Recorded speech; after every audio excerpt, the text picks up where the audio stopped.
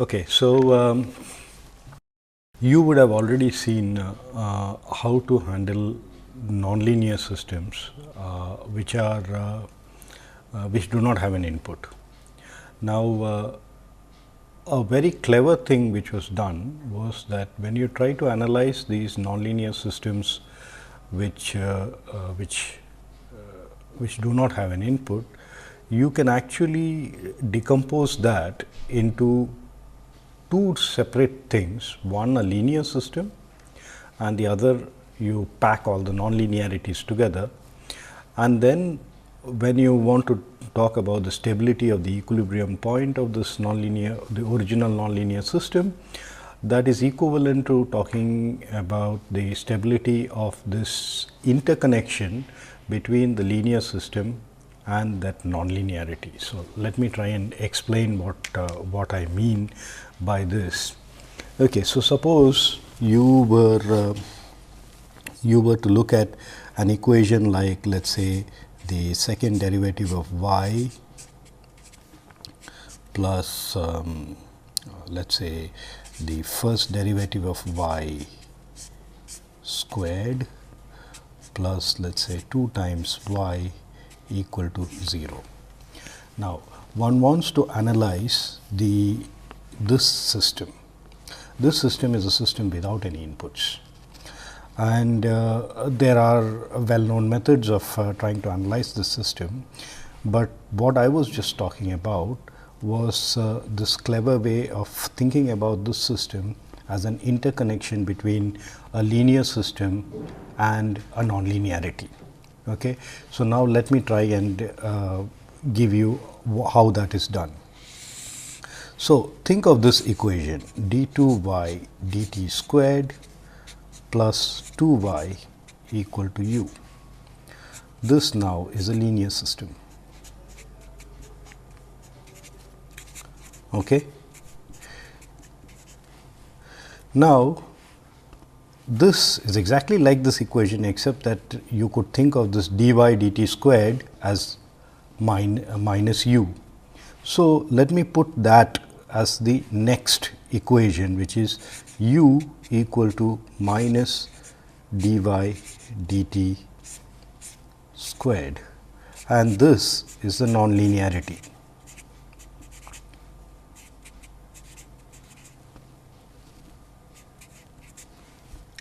Okay.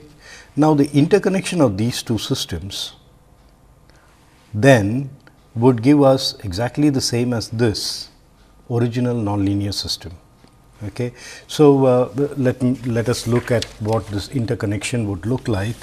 So, if you look at that system d2y dt squared plus 2y equal to u, this is a linear system which has transfer function given by y(s) by u(s). This is the transfer function g(s), which is equal to 1 upon s squared plus 2. Okay. So, now let us think of this g(s) in this way, and here is the input that you give, which is u, and the output that you get for this, which is y. You take this y and put it to a nonlinearity, and this nonlinearity has the characteristics that if the input to the nonlinearity is psi, the output is psi squared. Okay. Now, in this case, if we now feed back this thing with a negative feedback, then if this E, which is the input of this feedback loop, if this E is set to 0, then what we would be looking at is exactly the original equation that we had, which is d2y dt squared plus dy dt, the whole thing squared, plus 2y equal to 0. So, talking about this closed loop system being asymptotically stable, for example, is exactly the same as saying that the original nonlinear system is asymptotically stable. Now, of course, in this system we can clearly make out that the system would have the, I mean, if you draw a phase plane portrait of the system, then the origin is an equilibrium point. Now, the origin is an equilibrium point. If one wants to find out whether this origin is, let's say, asymptotically stable, that is the same as in this feedback system, whether that given system, this feedback system, is asymptotically stable. So, if you set up this feedback system and set y with some value, and then you let this system evolve, and if this system evolves finally settling down to the value y equal to 0, u equal to 0, then what that would mean is this system is asymptotically stable, and what that effectively means is that the original nonlinear system is effectively stable. Now, this clever trick is, I mean, once this clever trick was discovered, this was used again and again. So, the nonlinear systems were analyzed by looking at splitting it up into a linear system and a nonlinear part, and looking at the feedback connection of this linear system and this nonlinear part. Now, once that was done, then people came up with some sort of a conjecture. Now, so let me give you what this conjecture was all about. Okay, so suppose you had a system like, let's say, similar to the earlier one, but d2y dt squared plus, let's say, 3 times dy dt plus, let's say, 2 times y plus y cubed equal to 0. Okay. So, this now can be split up into a linear system. So, the linear part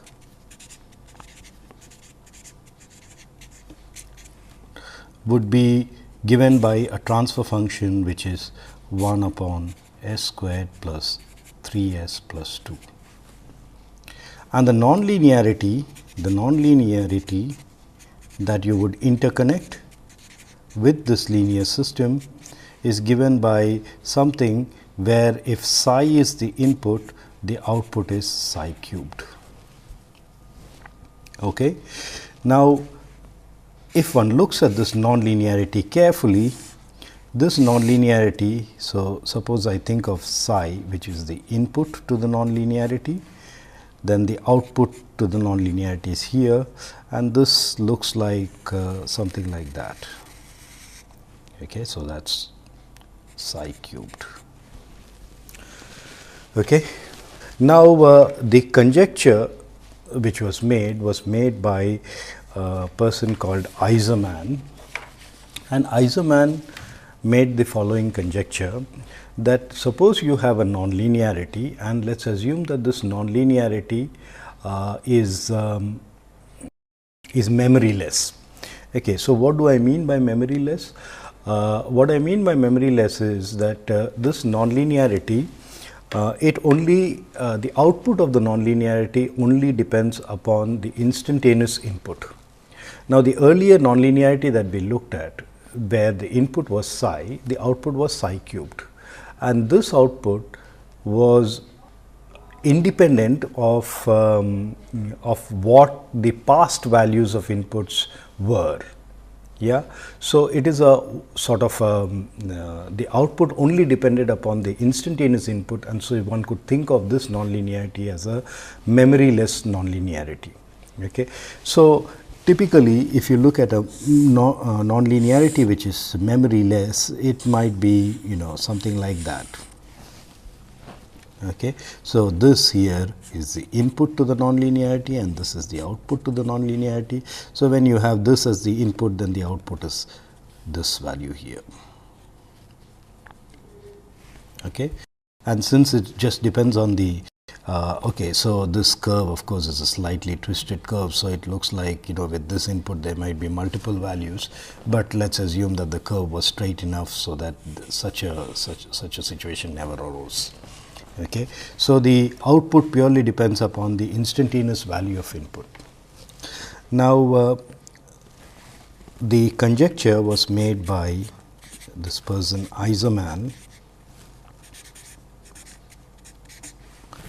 and his conjecture was the following. You see, if you look at this nonlinearity, at each point there is some tangent to the curve. Okay. Now, one way that you could talk about this nonlinearity is you could limit the nonlinearity. So, this particular nonlinearity, for example, one could say that 0 is less than equal to f of xi by xi, which is less than equal to infinity. So, this is a nonlinearity whose slope, instantaneous slopes, lie between 0 and infinity. Okay. So, of course, I am sorry, but initial curve probably had slopes which were greater than infinity, but this one is some trajectory or this is a nonlinearity which has its slopes lying between 0 and infinity. Okay. Now, if one looks at such nonlinearities, so let me give some more examples of similar nonlinearity. So, you could have a nonlinearity like that, and then clearly all the slopes of this nonlinearity lie between this line. So, if I call the input xi, so this line is k times xi or k1 times xi, and there is another slope here. So, this is k 2 times xi, and so this particular nonlinearity, one could say, satisfies the characteristics that f xi by xi is greater than this particular slope k 1 and is less than this other slope k 2. Okay. Now, suppose we interconnect this nonlinearity. So, this nonlinearity is interconnected with a linear plant Gs, okay, in this feedback structure, and then suppose this linear plant was such that if instead of the nonlinearity, you used a linear gain k, and this k was between k 1 and k 2, and the resulting linear system was stable, then Aizermann's conjecture was that if you put the nonlinearity instead of that linear gain, then the resulting system would also be stable, would be asymptotically stable. Okay. So, the idea being that if you are at this point and this was the input, then there is some slope here, correct. Now, this slope, when you put that linearity, the resulting system is stable or asymptotically stable. Okay. Now, if the resulting system is stable, then the guess was that for the nonlinearity, because locally it is like this linearity here, therefore, it will behave nicely. So, now as a result, of course, the system evolves and you go to some other xi, and at that xi there is some other slope. Now, this slope, when you put in as the linear thing, then again you get a asymptotically stable system, asymptotically stable linear system. Now, working in this way, the guess was that if you had a nonlinearity which lay in some sector, so this particular nonlinearity f of xi is said to lie in the sector. So, it is a nonlinearity which lies in the sector k 1, k 2. Okay. So, if you have a nonlinearity which lies in the sector k 1, k 2, then if the linear plant is such that when you put feedback gain, any gain between k 1 and k 2, and the resulting system is asymptotically stable, then if instead of that linear feedback you put the nonlinearity in there, then the resulting system is going to be asymptotically stable. So, this was Aizermann's conjecture. Okay. So, perhaps I should just sort of formally write it down. Okay. So, suppose that the linear feedback system is asymptotically stable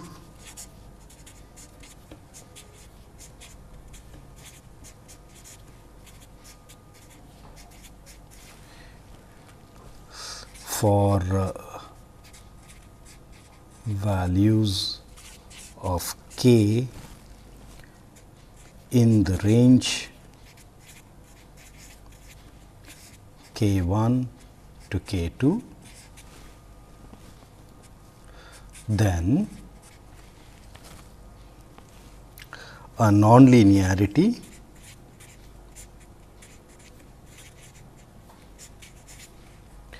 that belongs to this sector, which is equivalent to saying that the nonlinearity f xi by xi, this is less than, I mean k1 is less than equal to this, and which is less than equal to k2.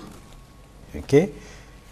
Then a nonlinearity of this kind in feedback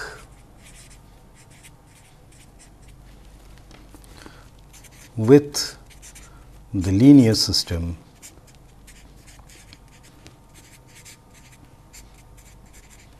is asymptotically stable. Asymptotically stable. Okay. Now, this is Aizermann's conjecture, and this was given roughly in 1949. Now, initially it was not clear whether this way of looking at nonlinearities as approximation of linear systems is going to work. And in fact, in the literature for some time this used to be called the method of linearization, because the idea was that you have this nonlinearity, and at instantaneous at various instants for a given input there is an output, and there is also the slope of the output according to the characteristics of the nonlinearity. And then Aizermann's conjecture essentially said that if for all those slopes that you get in the nonlinear function, I mean if for all of those, if the nonlinearity is in that particular sector, and for those gains it turns out that the given closed loop system is stable, then the closed loop system is stable if you put in the nonlinearity. Okay.